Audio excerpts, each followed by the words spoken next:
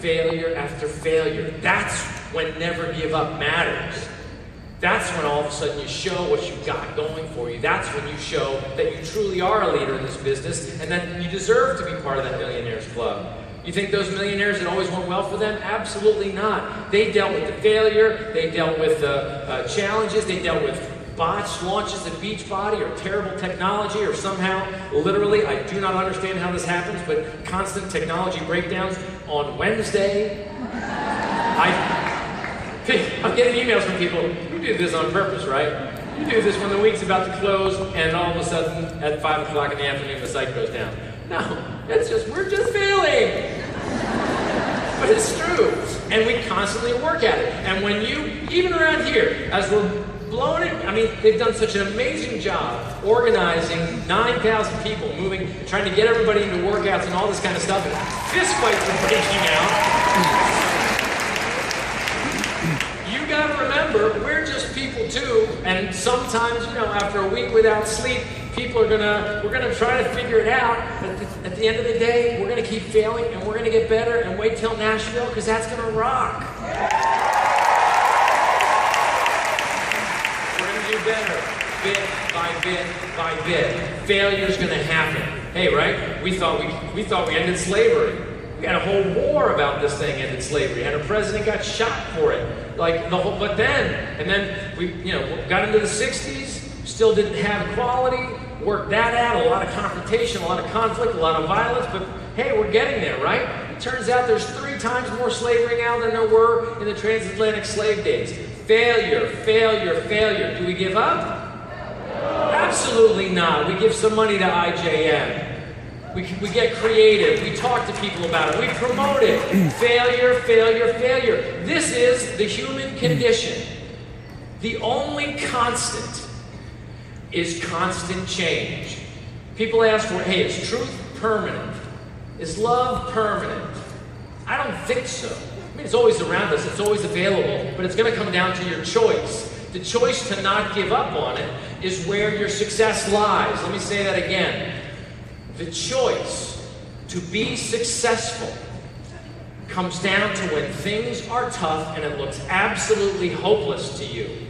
When we thought P90X would never work, we saw potential and we tried again. When you think there's no way that you can possibly get to Success Club because it's the 30th of the month and here comes the 31st and you're 3 points short, are you going to give up then? No. You're going to work another day. A great story. A great entrepreneur, and I hope I haven't shared this before, but he was getting interviewed one time.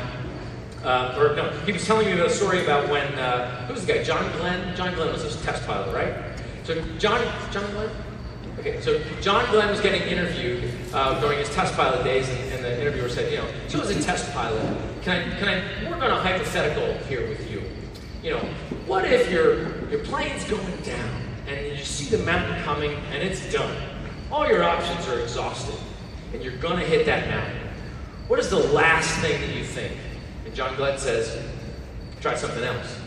And the guy says, yeah, no, I get it. But really, literally, like the mountain is there. Like you can see the rocks. What is the last thing that goes through your mind? Try something else. And the reporter goes, yeah, wait. You're not getting the question. This is, you feel the mountain against your nose. And John Glenn says, do you want to feel my fist against your nose? I try something else. I don't build in a hypothetical for how do I bail out of this mission. I try something else. That's what you do. Carrie, can you put that slide up for me? So last year we asked you to put up your, what's your commitment?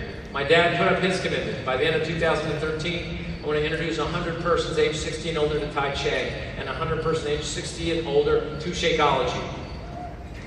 How'd you do? Failure.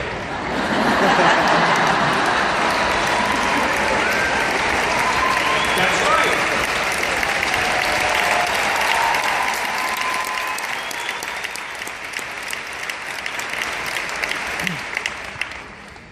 We were talking about that, and he said, you know, I'm disappointed in myself. And I said, Dad, I could put you on stage, and I think there would be 9,000 people that go, yeah, me too.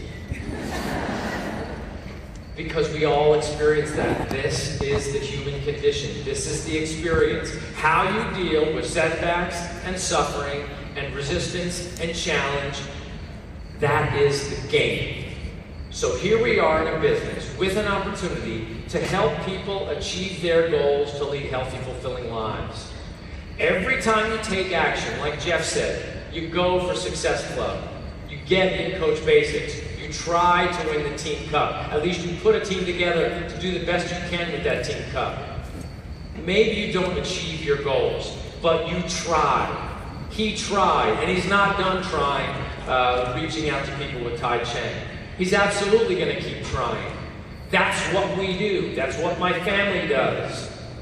One of the people I'm most proud of in the world is my sister. Incredible resistance, incredible problems. She's a friggin' warrior, man. You gotta be a warrior. You never quit.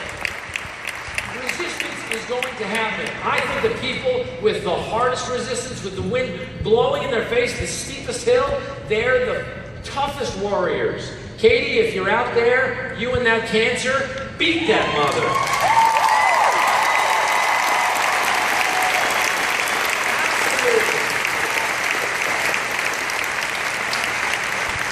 You know why? Because somebody's going to be inspired by it. You're going to be fulfilled by it. Be fulfilled by action. Not the TV, not how much can I eat, not, hey, look how much we drank last night. Be fulfilled by action, by taking something on. I'll finish with a little story that I heard, and I'll probably botch it a little bit, but there was this woman walking along the beach, taking her normal Sunday morning walk. She's going out there. There'd been a big storm the night before. She's walking along, and she looks down, and she sees, like, the beach is kind of orange. She's walking along. What the heck is going on? She gets closer. She realizes that literally tens of thousands of starfish had been washed up on the beach.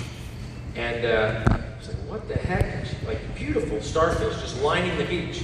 As she walks farther, she sees this 8-year-old boy picking him up, throws the starfish out there. He picks it, throws them, watches it go in. She goes, hey, what are you doing?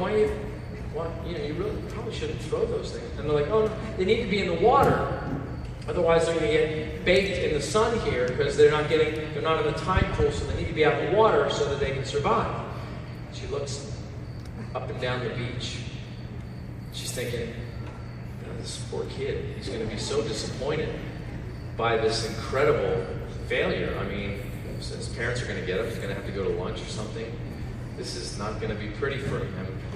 So she goes back over and she goes, it's great what you're trying to do here, but you're never going to get them all in the water. It's just not going to matter.